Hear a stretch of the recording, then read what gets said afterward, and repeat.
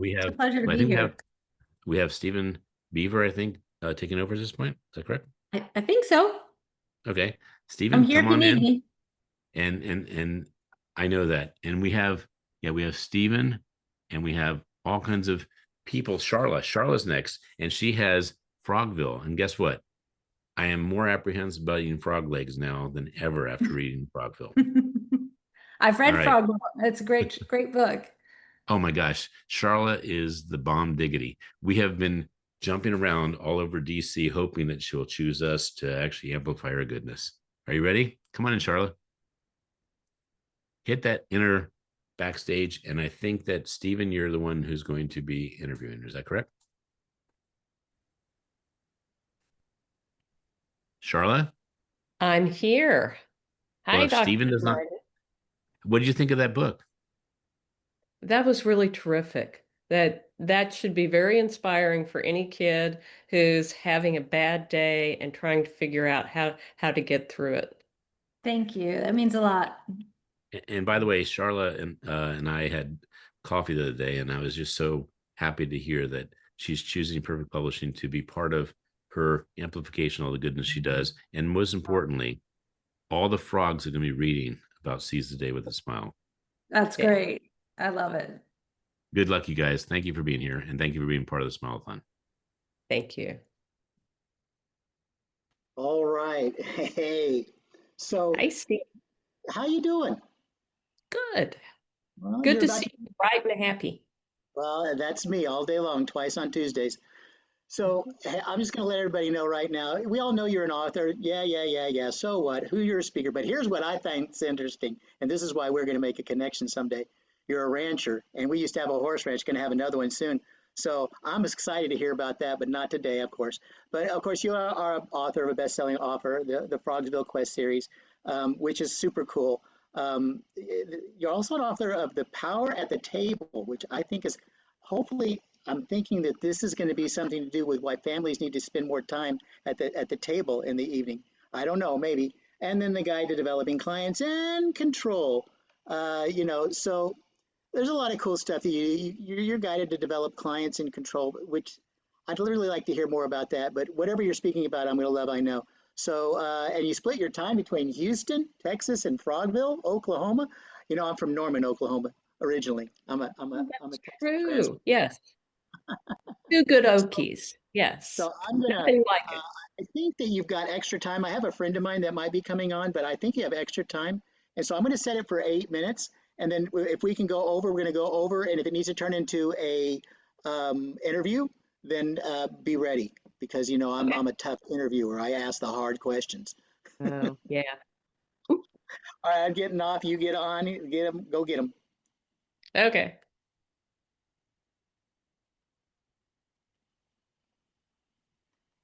All right. It looks like, or Yeah, go ahead.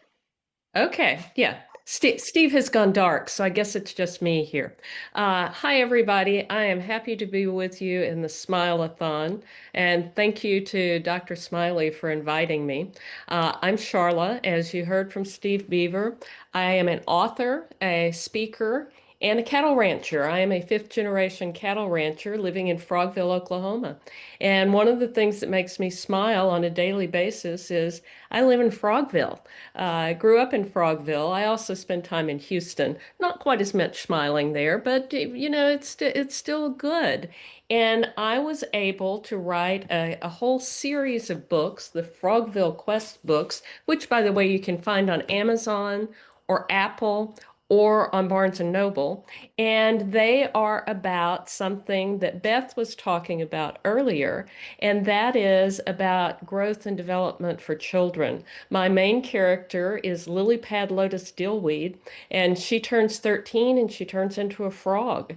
And this book series is about her adventures and trying to do all of the things that you need to do to turn back into a girl. And I tell everyone that all girls turn into a frog when we're 13. It's a bad age, but there's hope. And if you smile and you're happy about it, you'll survive, just like Lily survives. And Lily deals with dragons, and she deals with pirates, and she falls down a rabbit hole and meets Jack with Jack and the Beanstalk fame. So each one of the books is a different literary tradition.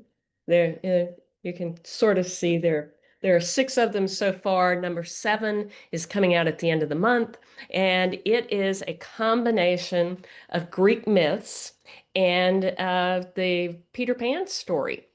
You can probably tell I was an English major, and books like that always made me smile as a kid. And I wanted to add something to the lexicon, the library of children's books that made people smile and made them happy.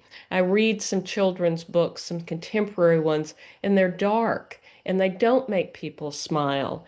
And I thought that when I started writing my books, I would take a slightly different path. When I was a kid, I remember very distinctly when I was in junior high, one of the other girls said she didn't like me because I smiled all the time. And I remembered that this afternoon when I was thinking about this presentation. And I guess I've always been a smiler because I think that life gets better. And I think that there's plenty to be happy about. Every day brings you something. And if you're learning and moving, then that's what you smile about. And I find that every day brings me something. And today you'll notice that here on the ranch, I have a clouder of cats. We have lots of cows, we have lots of cats, and the kitties are helping me today. And that always makes me smile. Anytime you can interact with an animal, to me, that's a smiling event. But in terms of how you deal with the world in general, as Liz said, and Beth, I'm sorry, as Beth said, and as Dr. Smiley said, when you smile, you interact better and you make the world a better place, and it just uplifts you. So there's a great deal of reasons for interacting with the world in a way that's positive. And if you think things are going to be good, things get better. It's all about outlook and mindset.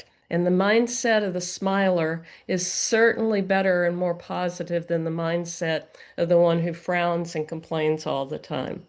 I hope my books will provide some smiles for some children. I haven't done a reading like Beth did, but I have done some readings at elementary schools, and those were wonderful fun. The kids really interact well, and I got to tell you, kids these days are smarter than I was at that age. They know more. I talked to a 2nd grade class, and they understood chapters and character development and a lot of vocabulary that I'm positive I didn't understand until I was older. And that's something that definitely makes me smile because that means that the books that I have written have provoked in those children some learning and some enjoyment.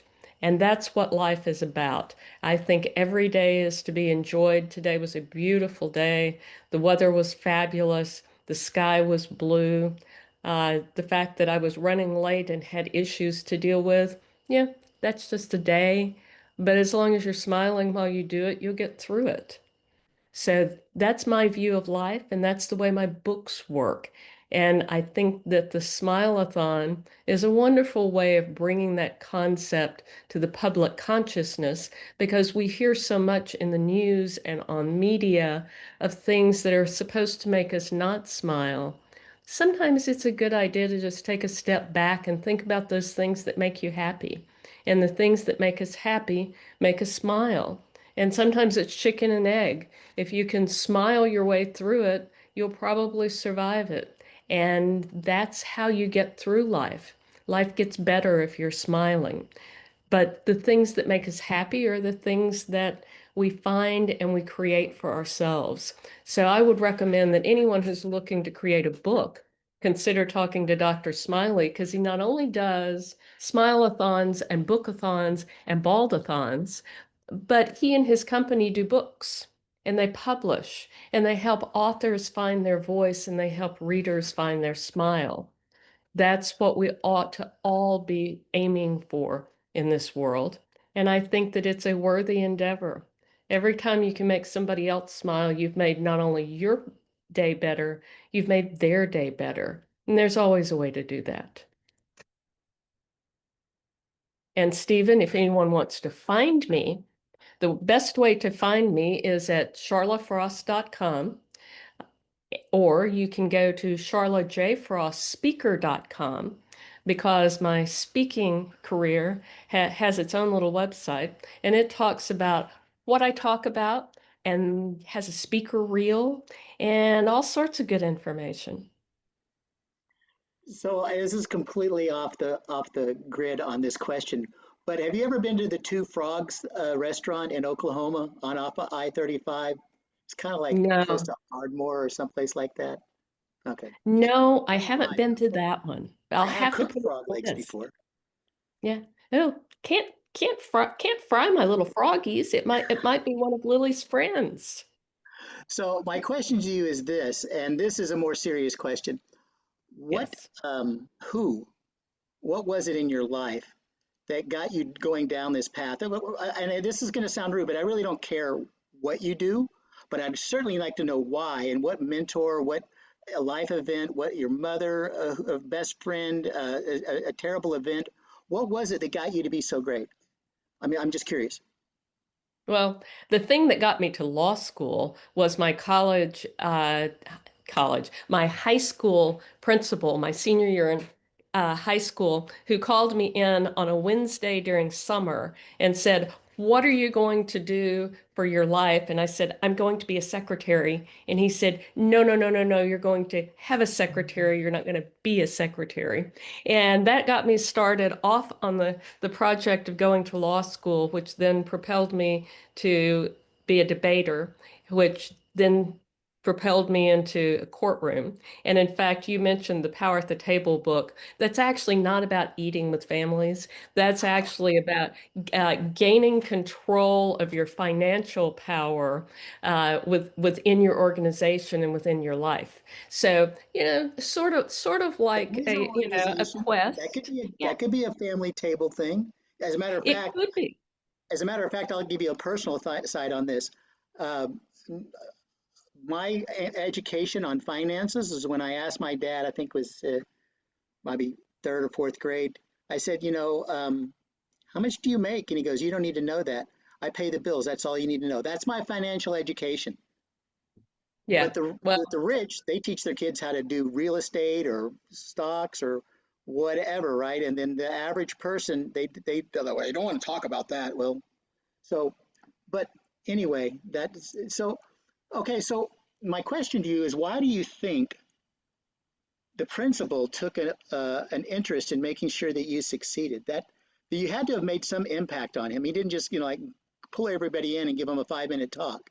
I think. actually, he did. He was Oh my brand gosh, he new. was there. Yeah, he was a old used up lawyer who had decided to become a teacher, and he had gone through the files of every kid in high school, and he had every one of us come in for a meeting because he was brand new, didn't know anybody. And I was fortunate. I have wonderful parents. My mother is still living, my dad is not, but they had always stressed that we were going to college. Neither of them were able to. And it was never a question of are we going to college? It was when we're going to college. So I was on the path to do that. I just didn't know what I was going to do when I got there. I had no athletic ability. So while you were able to be the volleyball king, I was the kid who got called last for everything, which I have come to grips with as an adult because I don't have hand-eye coordination or any of that stuff. But I was a smart kid. So I had done well on tests and those sorts of things. And it was a very small rural school. There were 37 in my senior class, and I think 23 of us actually graduated. But I was fortunate. I had wonderful teachers. I had wonderful family. I had lots of support, and like life turned out well. And my financial training at home was somewhat similar to yours, except my dad's rule was based on advice he got from a friend's father when he was a kid. It's less about what you make and more about what you keep. Don't spend more than you've got and save as much as you can. And that makes a lot of sense if you're making good money. It's harder to do if you're not. But that was the total of my financial training as a kid. I'll put a spin on that. I don't think it's how much you save. I think it's how much you invest.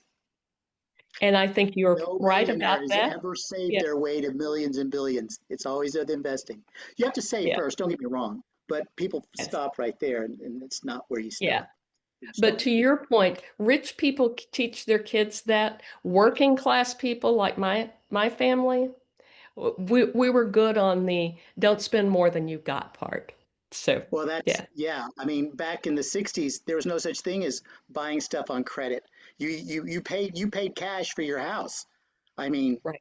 so I mean, it is completely, the credit cards have completely ruined everybody as far as that goes. I'll go crazy. Kimberly's already saying, shaking her head, yes. So, Yeah. so Well, thank you Charlotte, very thank you for yes, having been my host. It's great to see you again. It's wonderful to participate in this, it's always and fun. thank you for making all of us smile.